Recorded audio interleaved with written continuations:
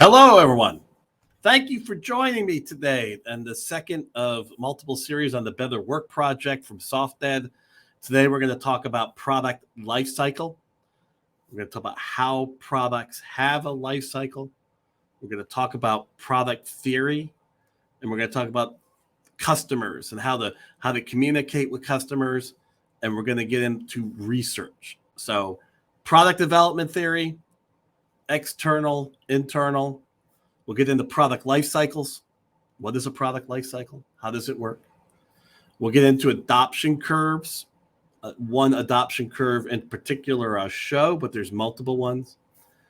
A little bit on customer understanding, and then customer understanding and research. We'll connect those two together. And my hope is to leave you with this concept and understanding of what a false positive and a false negative is. In all of these sessions, I love feedback. I love thoughts, comments. You got the comment section there that you can put your thoughts and ideas and questions into.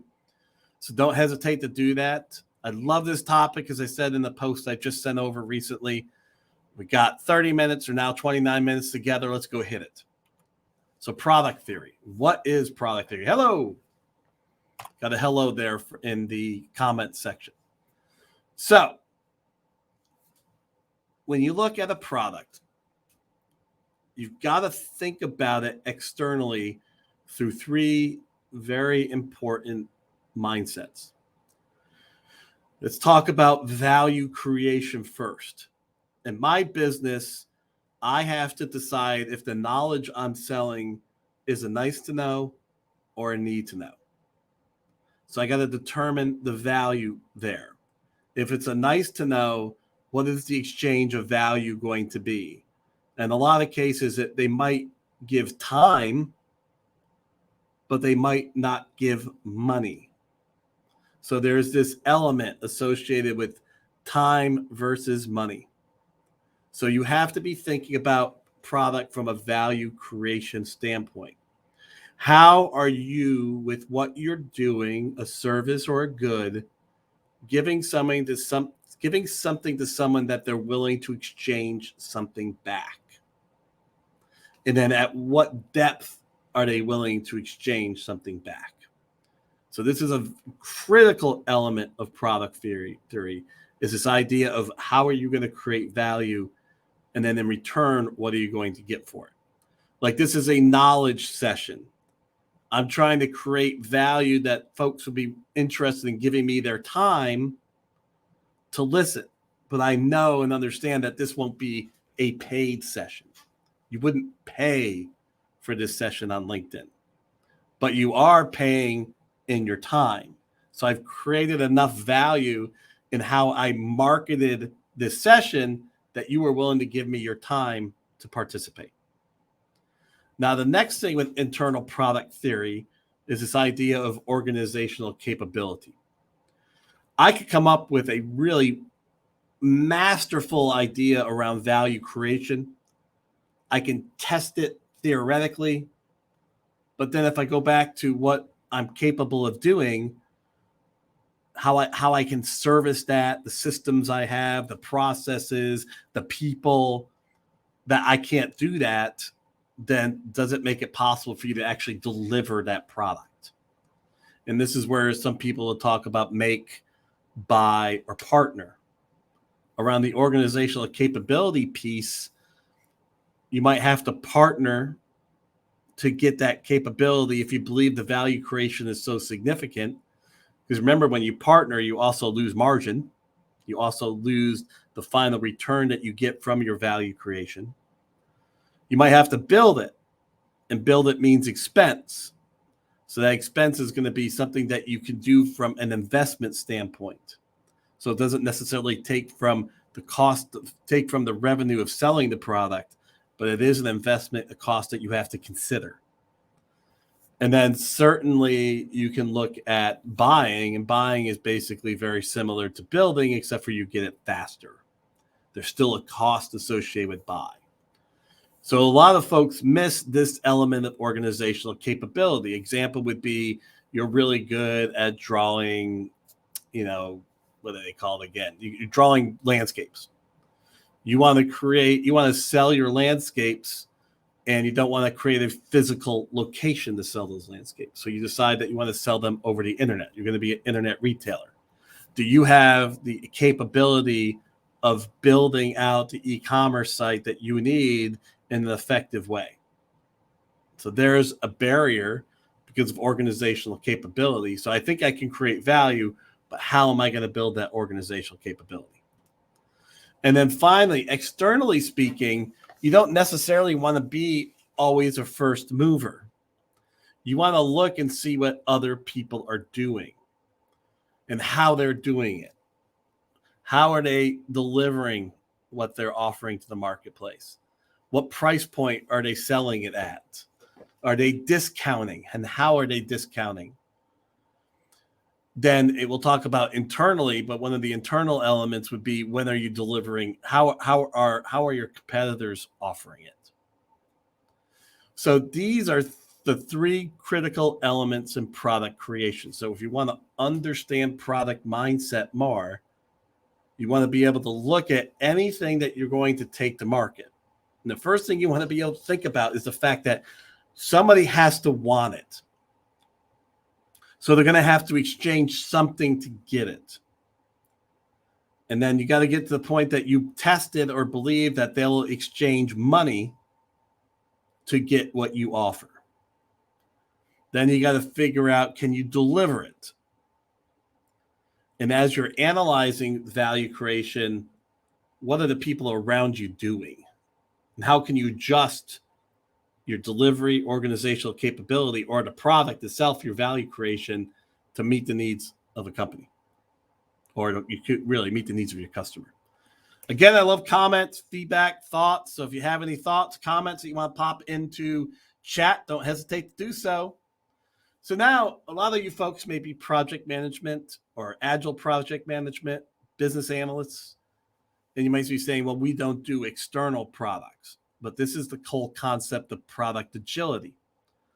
Within the concept of product agility, we're really trying to look at what you do internally to be able to take a product mindset on the things that you do internally.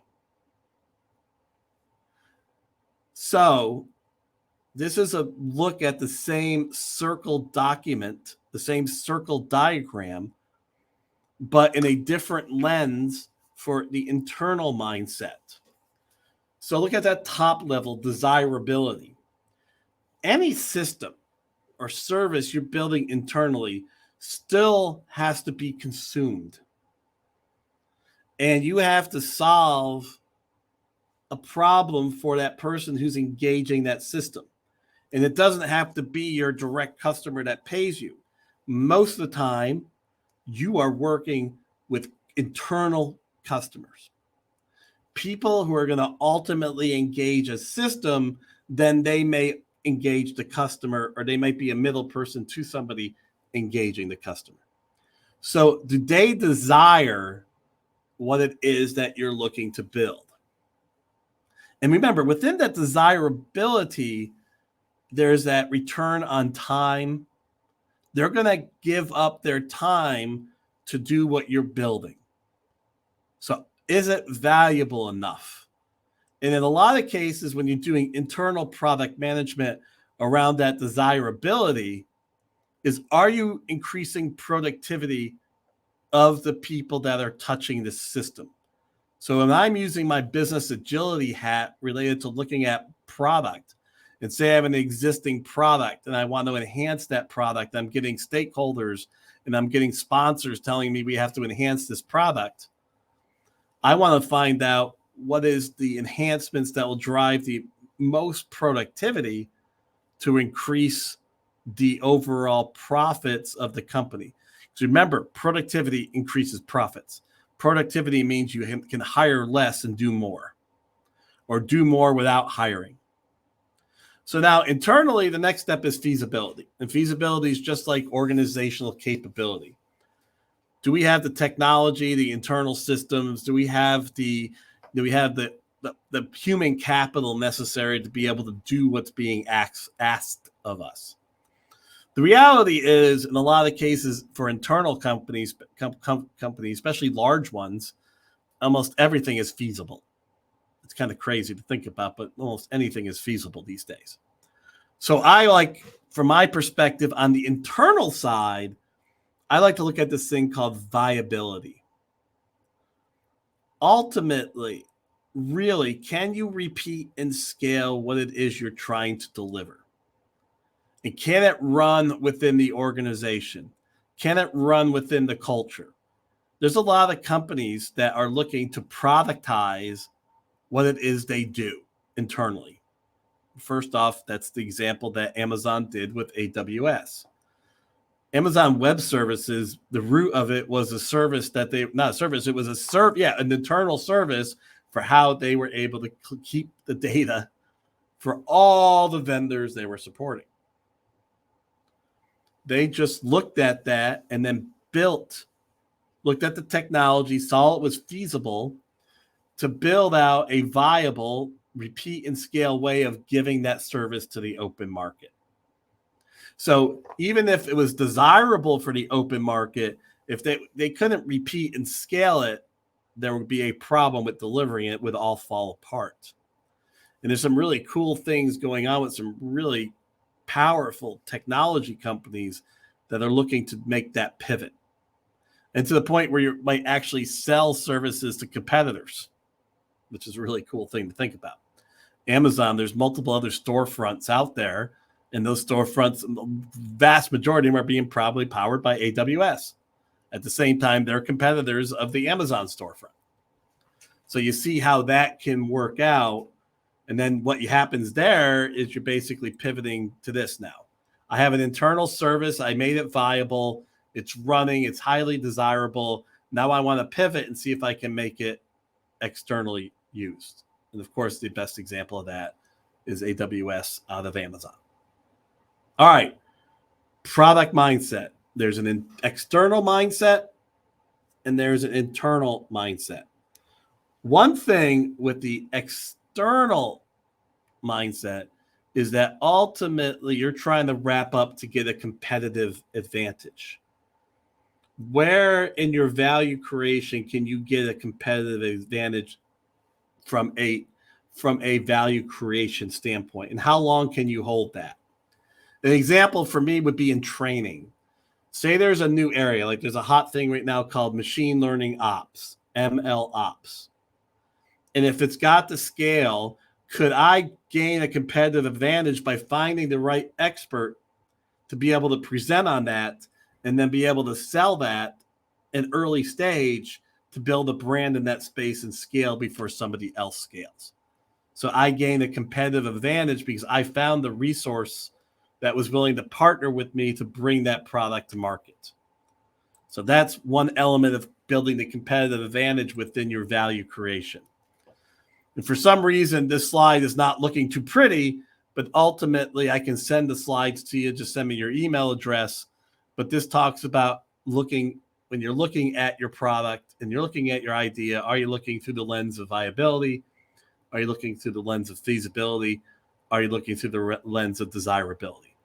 And what I like to tell people is this ultimately, as you become more of a product mindset, this gets into your flow, the Daniel Kahneman System 2 thinking. I just think this way all the time. It just is natural.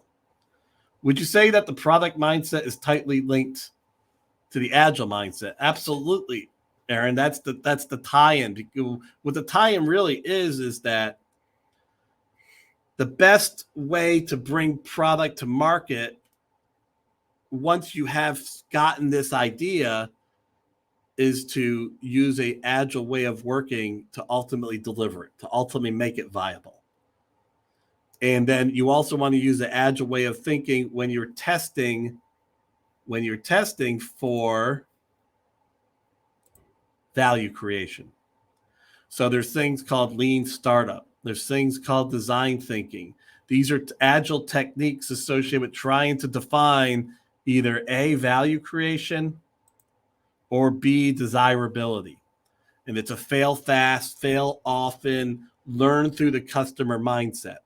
Then, as it relates to delivering of the product, Agile is a phenomenal tool for ultimately making something viable and building the repeat and scale of that service based on iterations, updates, adjustments to get that product to market. Aaron, thanks for the great question. And again, it's, of course, share your questions as you see. We got another 15 minutes to go. So now we're going to talk about life cycles. So I gave you a picture of product theory. And as I look at product theory, then I got to pivot to the concept of a life cycle. So ultimately, every product has a life cycle. Thank you, Noel. Appreciate that feedback. And there's no give, there's no there. This is, you can't fight this. This is reality, including killing a product. One of the weakest skills or the poorest skills I had as a product manager was when to say when to actually discontinue a product, not invest in it any longer. Because in business, there's a tipping point a bit, which even if you think it's going to sell, you believe it's going to sell, it hasn't sold, you think if you adjust this or you adjust that, you're going to sell, you're going to go down a death spiral. You can just be burning money for no reason. So, life cycle, you have to develop it. All right, you have to think through it, look at it. You gotta do the value creation analysis. You got to do the customer analysis. Then you're going to launch the product. Then the product's going to grow. You want to scale. Then at some point, it's going to reach a flat line. And then finally, you have to decide whether it's creating enough value or not to keep it. What I'm going to look at now is I'm going to take a deeper look, and I'm going to use the S curve. This is another S curve. This is the S curve for product theory. Every product goes through the S curve, just like we said, every product has a life cycle. Now, the interesting thing about the life cycle side is you see this growth and maturity area. This is where disruption occurs. This is also where even if you have something really good, if you're not marketing and selling it appropriately, a second, third, or fourth mover can come in and take market share. This happened to us a lot as a technology company, as a technology country in the 80s and 90s with regard to the Japanese manufacturing methods and beating us to market in a lot of technology devices, cameras, back then, VCRs, even TVs, because they found better ways of manufacturing and scaling and marketing than other technology companies did here. So companies got disrupted in their ability to actually market, sell, and deliver once they got through introduction. And that's what you want to be thinking about internally. Even internally, you can make mistakes at this growth and maturity standpoint. And the fact that you don't understand how people engage. And then you're stopped communicating the capabilities after you introduced and realized only a small percentage of people are engaging what you built because they haven't managed that service and getting the middle and late adopters to accept. And then we're going to get into the adoption cycle very shortly. But just because you launched something doesn't mean that you even tip the iceberg of what the potential is. And so we got someone here talking about watching is so important. Therefore, I think we can't let one product owner sit on multiple product mixtures. Yes, this is so important. The thing is this is stuff that can save you or make you tons of money if you watch and monitor appropriately. And this is so much where poor product ownership, lack of a product mentality affects internal services. You have powerful internal services that die because after introduction, it was left to sit there and not be properly grown, adjusted, and maneuvered into growth and maturity. And you lose a ton of value that way. So I talk a lot about internal product management, having a marketing specialist, someone who's screaming and yelling and talking and communicating about the service, and then coming back and supporting the product owner with regard to what they're hearing back. And so what is your team's doing after delivery to maintain the things that it once delivered? And not, oh, we delivered this and now we got some change requests, but actually proactively manage it after launch. So Baron here talks about some business analyst opportunities. That's fantastic. So let's get into the S curve. And let me give you an example. And this talks about adoption too. This is more for external. So we're a training company, right? As a training company, we sell knowledge and skills and how to get things done. Okay. But mainly we sell skills and how to get things done. So at the firm stage, if something is so important that people are willing to pay for it, at the firm stage, it's usually a lot of risk takers. People who are trying to maneuver into something new. And they're not so bent out of shape about what it is in the package as much as the person who's delivering. So at the firm stage, we usually have a very expert guru, and the content's there, but it's not like the content is built on incredible learning methodologies. The content is there to provide exercises, and the instructor is like 90%, 80% of the program. As we start reaching takeoff, a couple things happen. One is that we want to control the number of other people that can get into the marketplace, if at all possible. At the same time, a larger universe starts wanting to take the program, so we have to add more content because those folks have to be engaged differently. It's at takeoff where you can get the highest margins because you got good universe size, you have good interests, and you have less competition. And it's during this phase that you want to, if you can control competition externally, you want to try to do that. But if you're in a highly capitalistic environment where there's no barrier to entry, there's no transfer costs, it's really hard to do that. So in takeoff phase, it's aggressive marketing and sales that can give you a competitive advantage so you can drown out the other offerings. That's what I'm talking about here, that in internal product delivery, marketing and communication can actually win and get those laggards to tie into the service and increase the overall productivity of what was built because they're pushing it through the entire adoption curve. Now, ultimately, you get product to maturity. At that point, you have a very large universe size. You have a lot of competition in the training marketplace. It's very difficult to differentiate. Your margins drop as a training company and your prices drop. But this happens to everybody, training or otherwise. When you hit maturity, a lot of competition, a lot of price sensitivity, low margins, and at some point, the product's going to get either disrupted or die. Disrupted or die. And any time along this S curve, there can be a disruption. And at that point, you create an entire new S curve.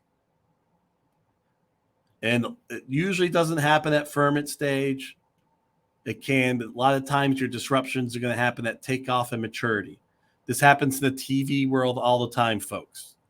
You go from plasma to HD to UH or the high dev HD to UHD. I don't know what they're selling now, but that market gets disrupted constantly.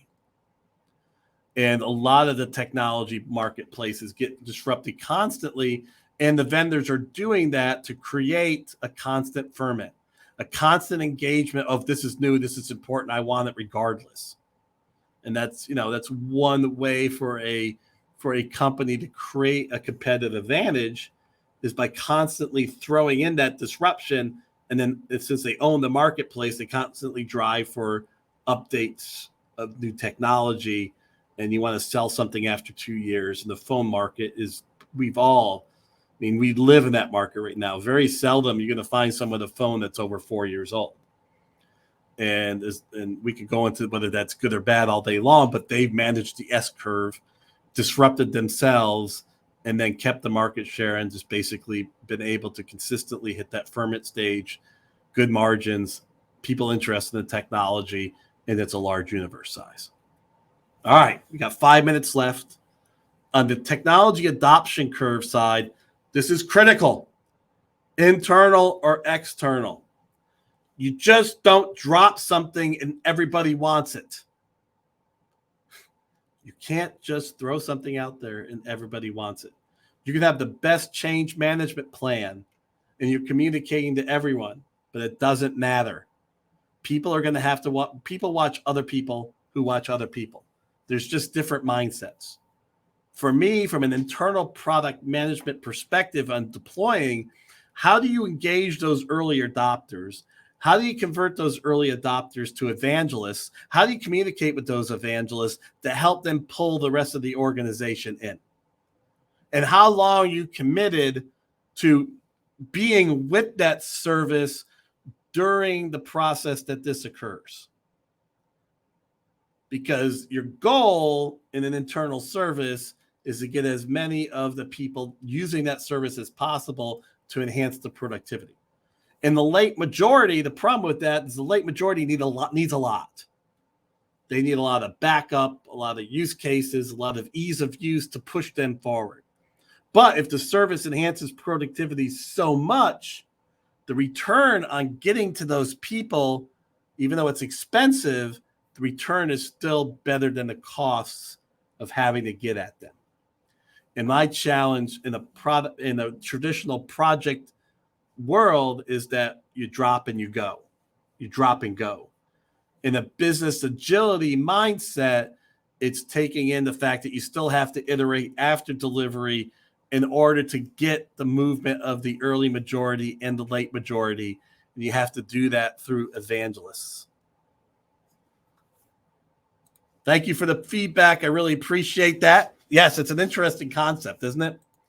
So you do have things that you have to watch out for, and especially external product management.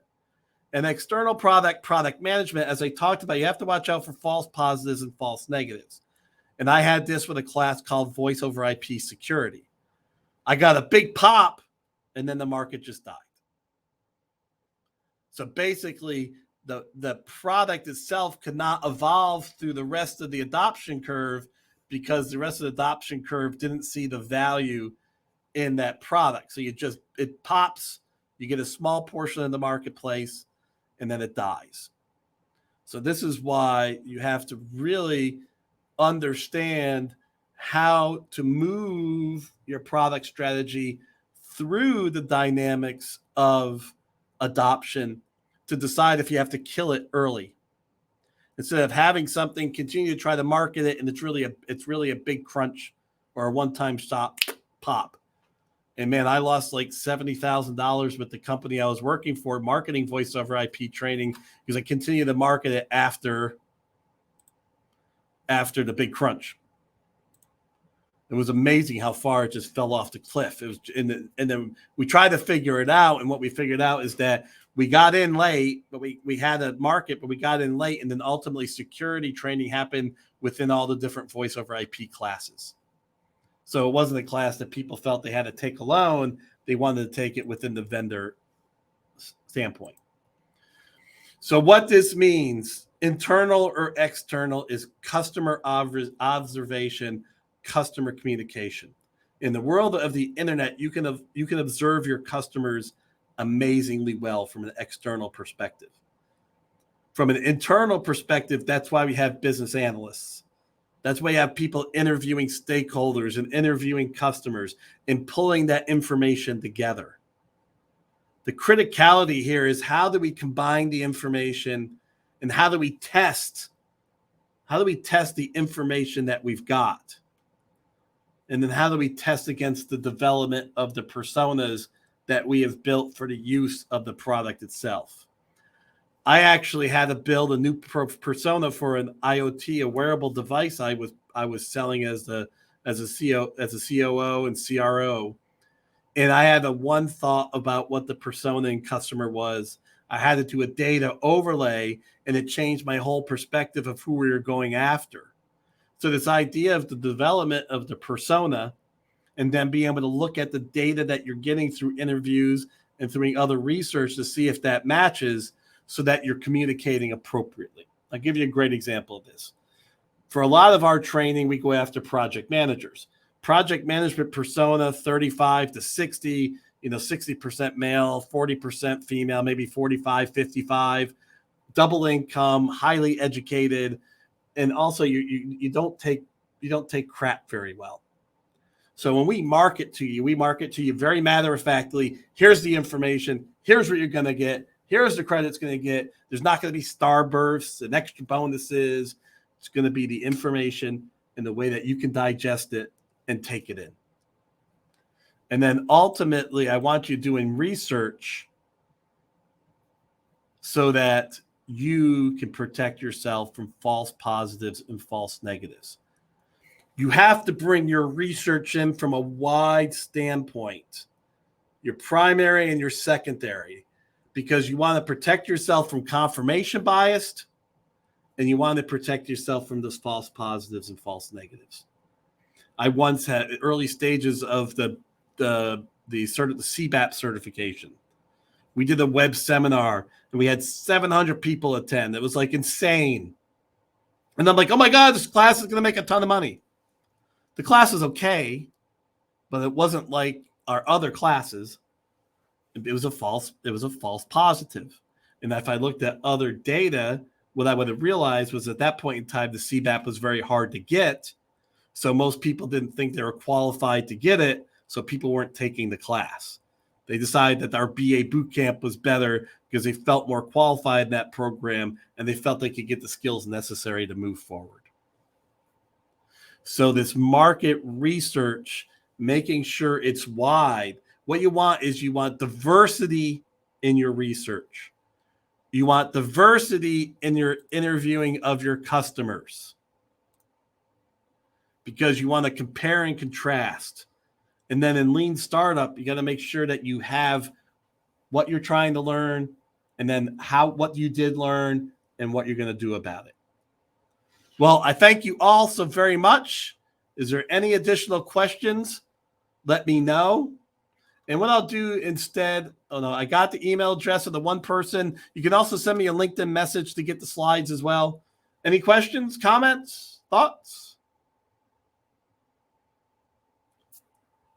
Well, thank you very much for joining me. This has been fantastic. I hope you got some new information around product life cycles, product theory, and the adoption curve for a product, both internally and externally, and then bringing you deeper into the business agility world. Thank you so much.